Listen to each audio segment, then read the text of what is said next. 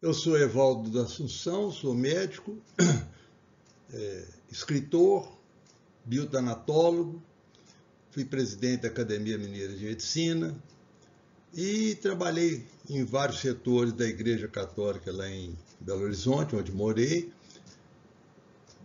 E nós vamos dar continuidade àquela apresentação que eu já havia feito das aparições de Nossa Senhora, manifestações marianas em geral, mas em particular a manifestação que levou o nome de Nossa Senhora de Guadalupe, no México.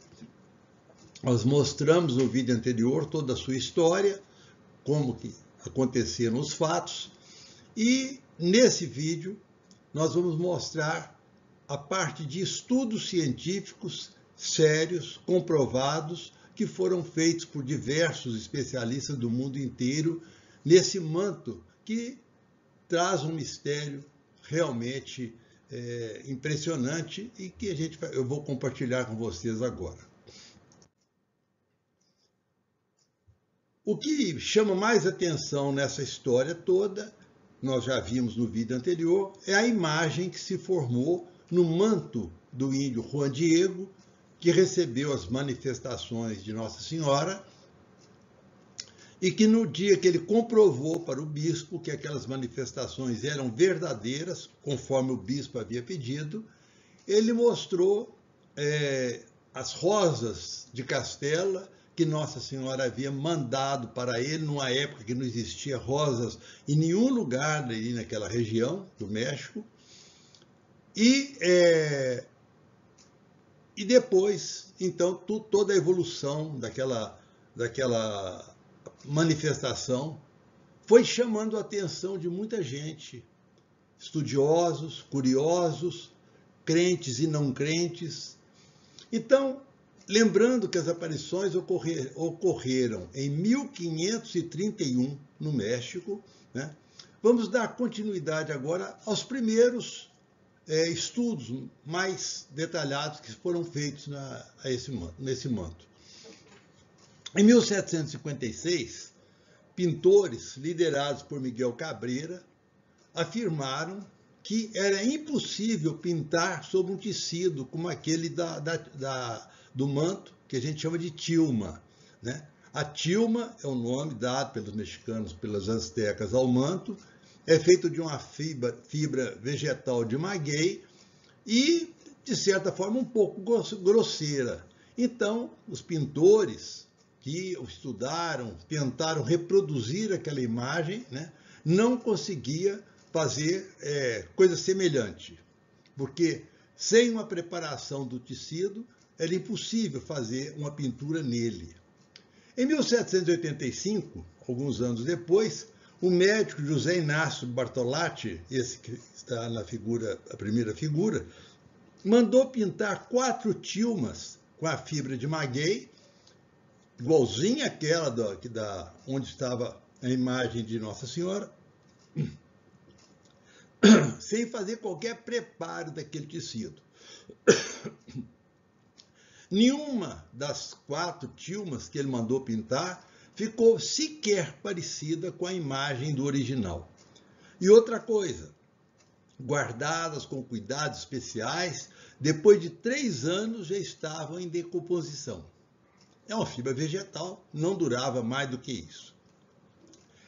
Em 1936, o químico austríaco Richard Kuhn, que foi agraciado com o Prêmio Nobel de Química em 1938, pesquisou aquela imagem, não encontrando nenhum tipo de pigmento, de qualquer tinta conhecida, utilizada em qualquer época até então, né, nas fibras. Em 1979, o professor Philip Callahan, biofísico da Universidade da Flórida, junto com o Dr. Smith e vários especialistas da NASA, que já estavam interessados nesses fenômenos, estudaram a imagem, entre outros mecanismos, com a luz infravermelha, e descobriram que a imagem ela não é uma pintura no manto. Ela está descolada da tilma por frações de milímetros. Então, ela não é uma pintura no tecido, é como se fosse uma imagem que acompanhasse o tecido em todos os seus movimentos, coisa que realmente continua inexplicável. Então, a conservação do manto por todos esses anos, sem qualquer deterioração, já é uma coisa surpreendente. Outra coisa é que o manto permanece com a sua temperatura estável em 36,6 graus, que é exatamente a temperatura normal do ser humano. Então, também é inexplicável. Não importa a variação da temperatura ambiente, a temperatura do manto permanece sempre aquela mesma. Não tem jeito de explicar a persistência da imagem no manto sem que haja qualquer descoloração.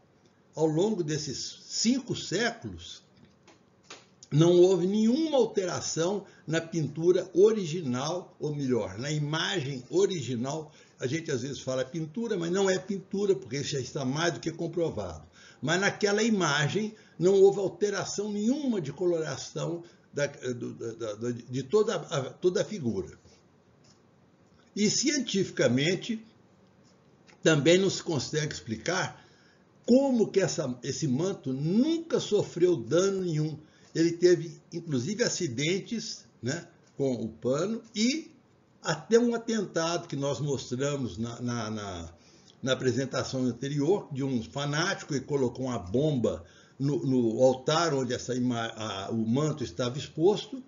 O altar ficou completamente destruído, inclusive um crucifixo de bronze, né, mas o manto ficou absolutamente inalterado, não foi atingido com nada. Como já disse, né, e repetindo para ficar bem gravado, não há nenhum pigmento conhecido na imagem original do manto. Por que eu digo original? Vou mostrar daqui a pouco que há um acréscimo de imagem naquele manto. E outra coisa, isso que já também falei, que os cientistas comprovaram que a imagem não está aderida ao pano, mas ela está como que flutuando 0,3 de milímetro acima do mesmo. E outra coisa, não há como se explicar cientificamente por que esse manto não detém pó, nada suspenso no ar, nem insetos posam nesse manto. São coisas observadas ao longo de todos esses anos. Mas o que mais impressiona na Tilma são as imagens que estão presentes nos seus olhos, ou melhor, na íris dos olhos daquela figura presente no manto.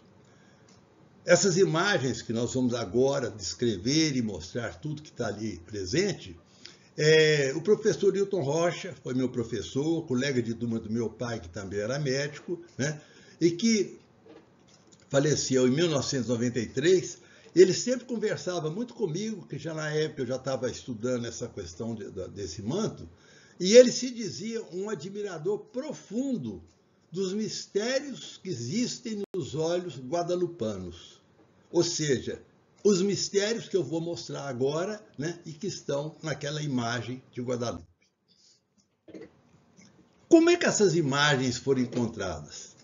Elas, desde o início, elas deviam de existir, mas nunca tinham sido vistas, porque elas estão na íris dos olhos, que tem 7 e 8 milímetros de diâmetro, a direita 7 e a esquerda 8, então pode imaginar, né, pouco mais do que meio centímetro, e nesse pequeno círculo existe um mundo de imagens presentes que nós vamos detalhar.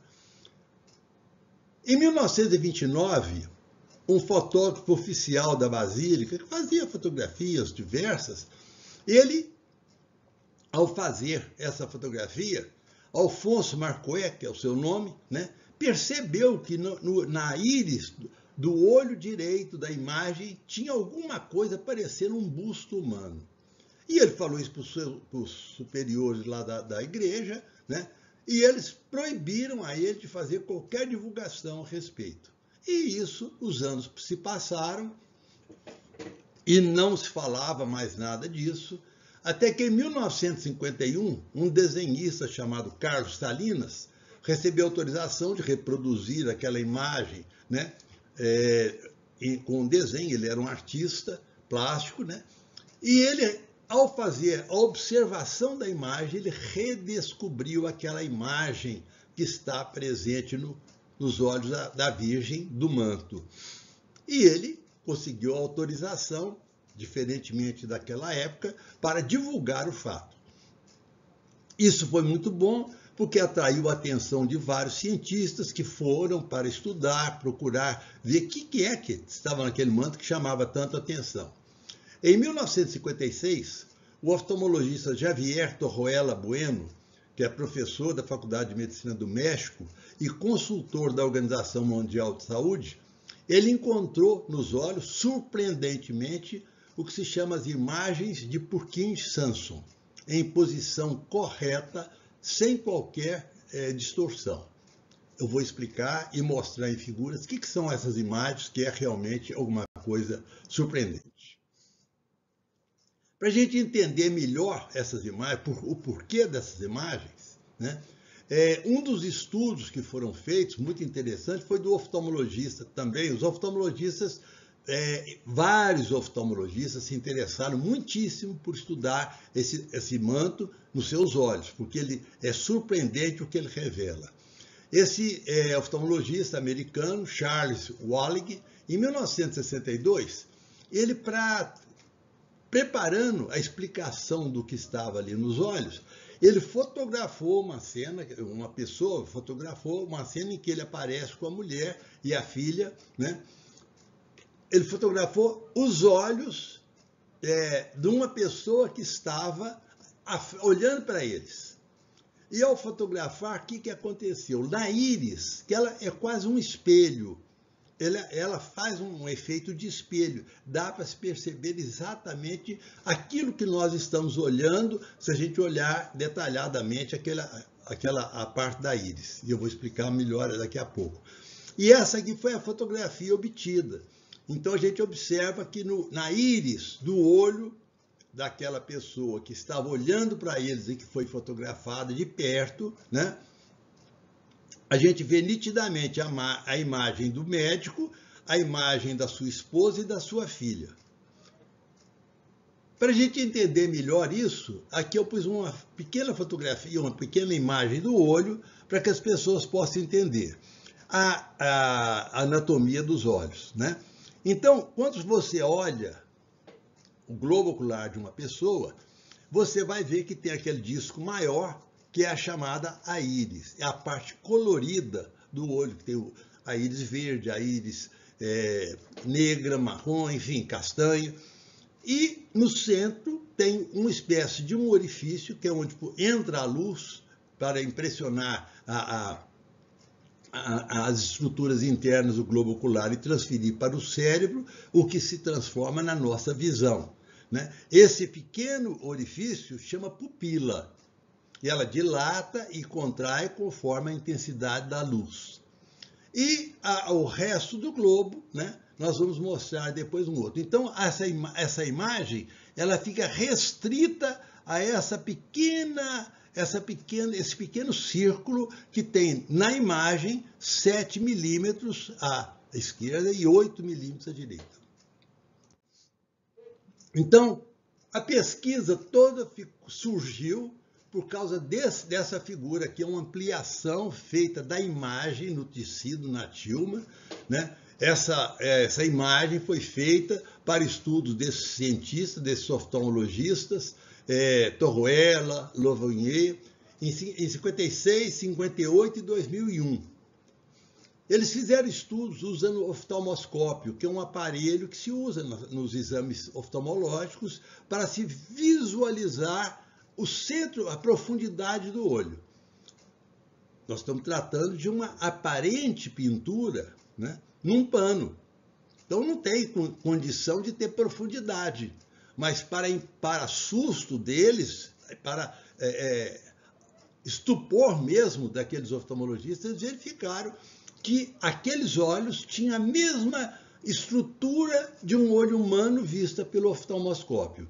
Havia profundidade e era possível, inclusive, ver algumas coisas muito interessantes que só depois de exame que foram observadas. Aqui, para entender melhor, se nós pegarmos um olho que está somente a íris, essa parte redonda, se colocando uma vela acesa um pouco distante da íris e observar o que está sendo projetado ali na íris, nós vamos observar 3 imagens que foram as imagens descritas por esses 2 cientistas, por Kij e Samson, né, que fazem parte da mecânica, da dinâmica da nossa visão. Então, aquelas 3 imagens, são 3 imagens. A primeira, ela é formada na parte que nós estamos vendo da figura do lado direito, né? Está indicado lá, inclusive marcado em amarelo, que a capa anterior, né, a cápsula anterior da íris. E mais um pouquinho adentro nós temos a estrutura do cristalino, né? Que tem 2, o cristalino é uma lente que ele é côncavo de um lado e convexo do outro. Então, o que acontece? A formação dessa imagem, dessa vela, ela tem uma imagem maior que aquela que aparece, né, logo à vista, né, que está na camada anterior da íris. Depois, mais atrás, aparece a segunda imagem que se forma na parede anterior do cristalino, que é essa lente que eu falei. E a terceira imagem, ela se forma na parte posterior. E aqui um detalhe importantíssimo, isso não é uma coincidência, só uma coisa que não pode ter sido feito naquele tempo, porque não existia conhecimento dessas imagens. Então, o que acontece? As 2 imagens anteriores, a primeira é maior e mais visível, depois a segunda já é um pouco menor, pouca coisa menor, mas mantendo mais ou menos o tamanho e também bem visível. E a do fundo, a terceira imagem, ela fica invertida, como se estivesse de cabeça para baixo, que é o que acontece se você pegar uma lente que tem a face convexa e a parte côncava. De um lado a imagem vai ficar de um lado em pé e do outro lado a projeção dessa imagem fica de cabeça para baixo. Coisa que é impossível que qualquer pessoa naquela época pudesse sequer pensar em fazer uma coisa como essa. E mesmo sabendo, até hoje ninguém conseguiu reproduzir coisa igual. Depois, um outro oftalmologista chamado José Arce Tonsmann, da Universidade de Cornell, nos Estados Unidos, em 1979, ele, com autorização da igreja para fazer esses estudos, ele utilizou um computador para fazer a ampliação dessa imagem.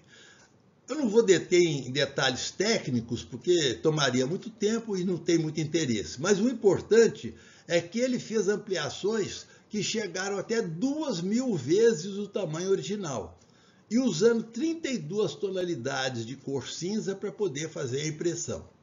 Então, como eu disse, repito, a íris direita tem 7 milímetros e a esquerda 8 milímetros de diâmetro. E as imagens que foram encontradas e ampliadas pelo Dr. Tonsmann, nós vamos mostrar em seguida. Para a gente entender melhor, porque muitas pessoas falam assim, não, mas eu não estou vendo nada, está vendo um monte de borrão? Realmente, porque quando você amplia uma imagem 2.000 vezes, ela sofre um monte de distorções, porque essa ampliação é feita como? A imagem é transformada em inúmeros quadrículos, e esses quadrículos vão ser ampliados, e com isso ocorre uma distorção. Aqui está uma imagem comum, né, que foi ampliada com esses quadrículos. Olha como é que já perde, não tem os detalhes, mas se vê perfeitamente todo o contorno daquela face. Então, vamos ver agora o que aconteceu. No olho direito, que tem 7 milímetros de diâmetro, ele encontrou uma série de manchas, vamos chamar assim, em princípio. E ele depois foi usando o computador para limpar essas imagens, e com isso ele conseguiu localizar que as imagens eram de um grupo de pessoas. E o curioso é o seguinte, que aquela imagem que eu falei lá atrás, que aquele fotógrafo oficial lá da igreja tinha feito e que achou que tinha um busto humano, o busto humano aparece agora aqui perfeitamente delineado. Se prestar atenção, nós vamos observar que na fotografia do olho direito, no canto do lado esquerdo do olho, a gente percebe nitidamente os dois olhos, uma barba, e se prestar mais atenção, tem um braço com a mão da pessoa introduzida na barba como uma atitude contemplativa. A pessoa olhando e pensando o que ele está vendo. Mas nós vamos ver mais coisas, não é só por aí que nós vamos mostrar essa imagem, não. No olho esquerdo, né, já tem uma visão maior, de maior número de pessoas, por causa da posição, depois nós vamos explicar, isso também é interessante, né? As imagens que estão ali, são as imagens que, em princípio, estariam presentes naquele momento em que Juan Diego abriu o manto e as rosas caíram ao chão. E todo mundo está olhando impressionado. Então, aqui nós colocamos algumas setas para chamar a atenção. A primeira setinha mostra uma pessoa com um chapéu, parece um cartucho, né? É um chapéu tipicamente asteca, e essa pessoa está com os braços abertos, abrindo o manto onde caem as rosas. Bem à sua frente tem duas setas juntas, mostrando duas cabeças, que foram identificadas como sendo uma do bispo que estava ali e recebeu aquele presente de Maria Santíssima que mandou para ele. E a seta do canto tem um outro indivíduo, olha, muito interessante, que é uma pessoa sentada numa maneira típica dos astecas sentarem, com a perna direita dobrada sobre a perna esquerda.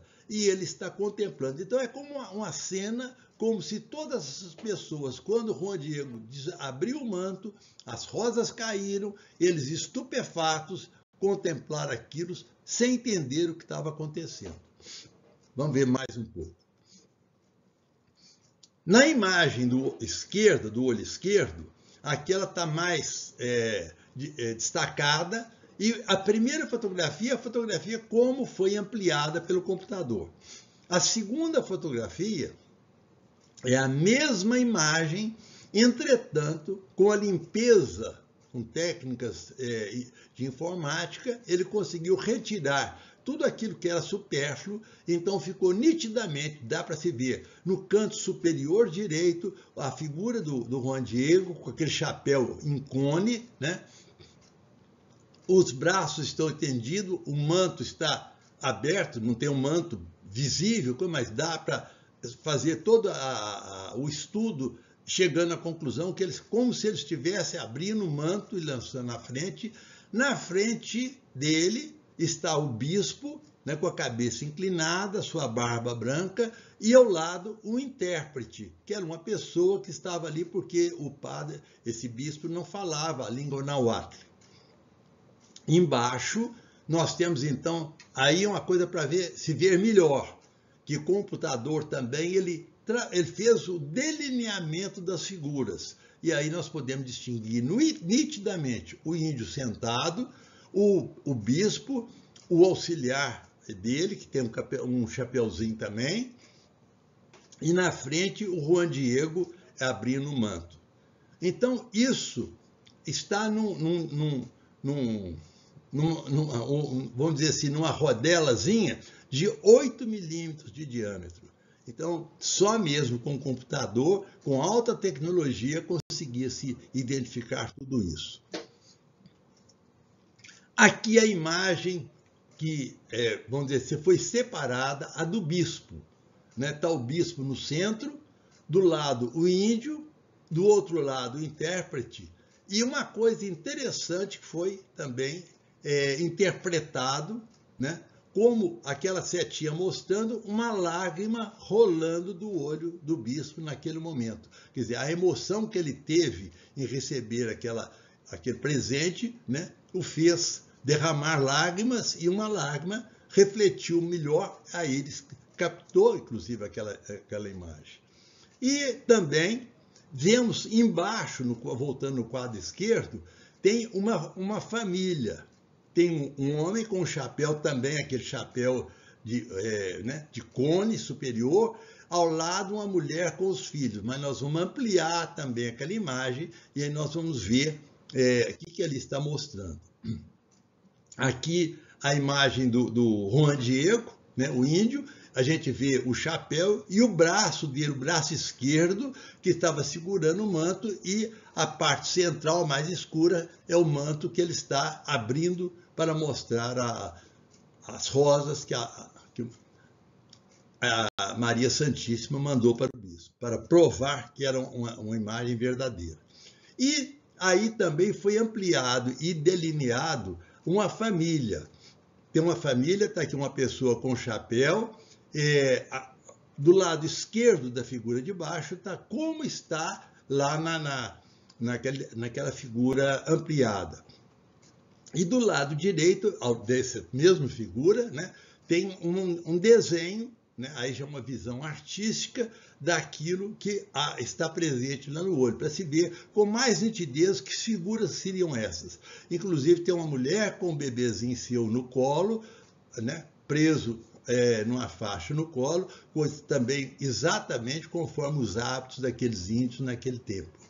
E essa mulher que está exatamente com o bebezinho no colo, aparece o rosto dela do lado, né, que tem os traços foram estudados direitinho, conforme todos os estudos antropológicos possível, e chegaram à conclusão que se tratava, provavelmente sim, de uma Índia asteca.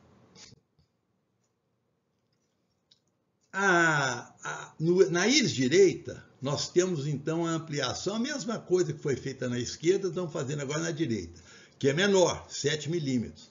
Aqui o que chama atenção é que os mesmos personagens que estão no olho esquerdo estão também no olho direito, como era de se supor se aceitarmos que aquilo ali é uma realidade, né? Então aqui nós vamos ver em cima, do lado direito, bem delineado, nós não vamos prender no lado esquerdo, que está mais borrado, mas à direita, né? Nós podemos ver aquela figura que chamou a atenção da primeira pessoa que viu as imagens, aquele fotógrafo, que é a imagem, um busto de um homem com a cabeça ligeiramente inclinada, como olhando mais para baixo, que estava olhando exatamente o manto, e o seu braço direito está dobrado, e a gente vê nitidamente o seu polegar introduzido na barba e uma parte dos outros dedos, né, introduzindo, outro segurando, como se ele estivesse confiando na barba e meditando. O que eu estou vendo, meu Deus? Do outro, no centro, está lá aquela família, o mesmo pai de família, a mulher com os filhos, e no fundo, também bem mais deformado, a imagem do bispo e do seu auxiliar, e na frente a figura de Juan Diego.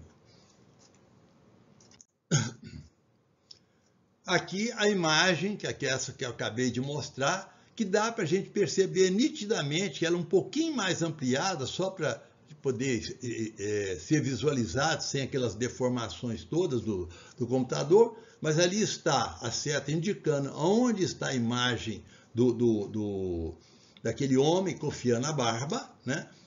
No centro, uma pequena ampliação dos olhos, aqui mais num desenho artístico, aqui não é como está no manto, mas uma cópia do que está no manto, e no canto direito superior, a fotografia do homem, né, mais ampliada e com um contorno em vermelho para que se possa ver exatamente aquilo que nós falamos. O braço direito dobrado, confiando na barba, e o homem olhando atentamente o que estava passando em sua frente. Se nós fizermos uma imagem comparativa dos dois olhos, nós vamos ver que no olho direito as imagens são bem mais distorcidas, mas estão ali nitidamente o bispo e o seu auxiliar.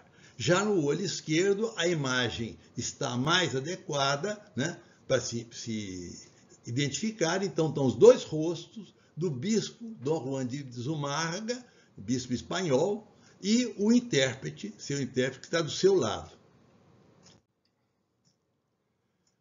Comparando as imagens daquele grupo familiar, nós vamos ver que no olho direito, né, está um pouco mais confuso, mas no esquerdo a gente já tem uma visão melhor.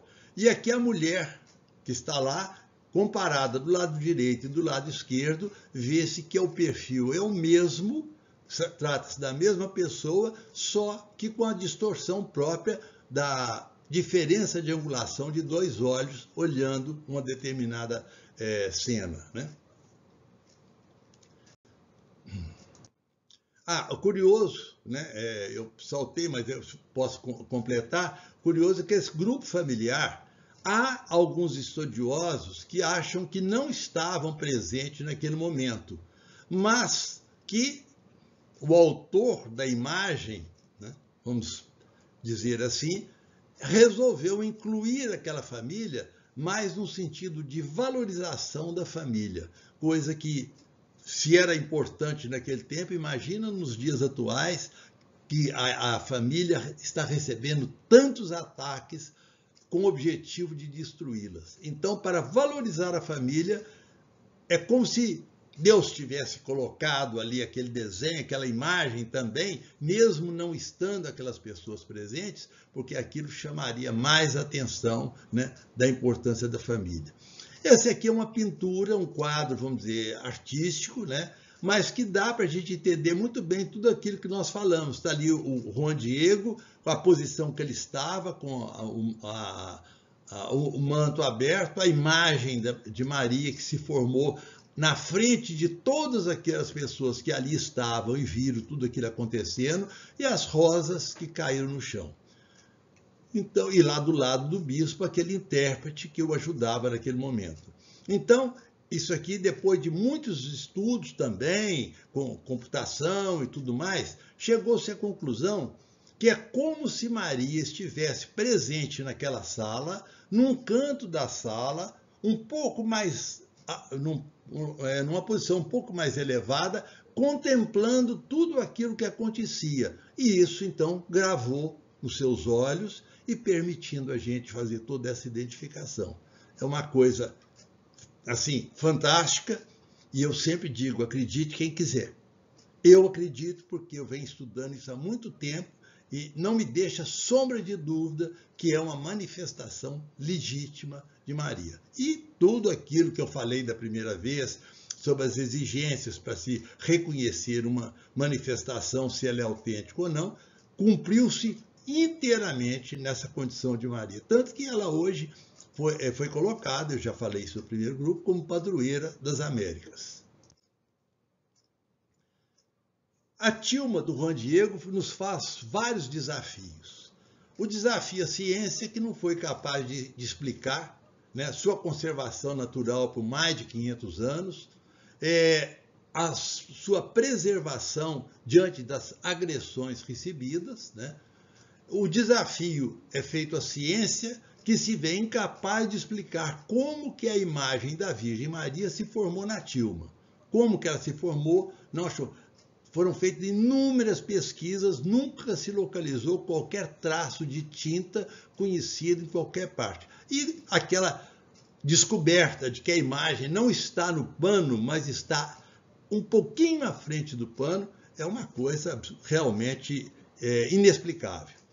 E é um desafio para todas as técnicas de pintura, porque nenhuma pessoa, nenhum pintor conseguiu pintar sequer alguma coisa parecida naquele pano sem a preparação adequada. E o maior desafio que nós temos, né, é nós descobrirmos que o amor de Deus por nós se manifesta de muitas formas, das formas mais singelas, não precisa de grandes estardalhaços, mas em pequenas coisas, como um tosco manto de um indígena, né, traz uma imagem que nos deixa perplexos. E que uma imagem, um pano que não valia absolutamente nada, no entanto, Deus se manifestou na pobreza daquele manto. Eu acho que tem muita mensagem aí para a gente absorver, assimilar e respeitar. Porque, uma vez mais, Deus está se revelando a nós. Aqui, só por curiosidade, a catedral atual de Guadalupe, né, que foi construída entre 74 e 76, o interior da catedral com o manto, a tilma de Juan Diego exposta e os bispos e padres aqui faziam uma celebração. É importante dizer que o Juan Diego foi canonizado, né, depois de estudos muito bem feitos. E nós concluímos com uma certeza: em Maria existe um coração de mãe repleto de amor. Por isso eu gosto muito dessa frase, que eu tenho inclusive no para-brisa dos meus carros. Peça à mãe que o filho atende. E eu tenho essa convicção. Peçamos à mãe e ela nos atenderá sempre conforme a nossa necessidade e conforme a vontade de Deus. Eu espero que tenha sido útil para todos e quem quiser pode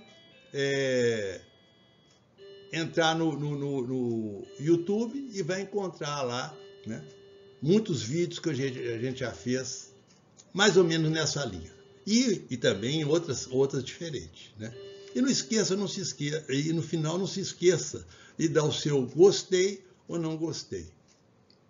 E também eu convido a vocês a se inscreverem no meu canal, porque assim toda vez que sair uma publicação nova, vocês irão recebê-la.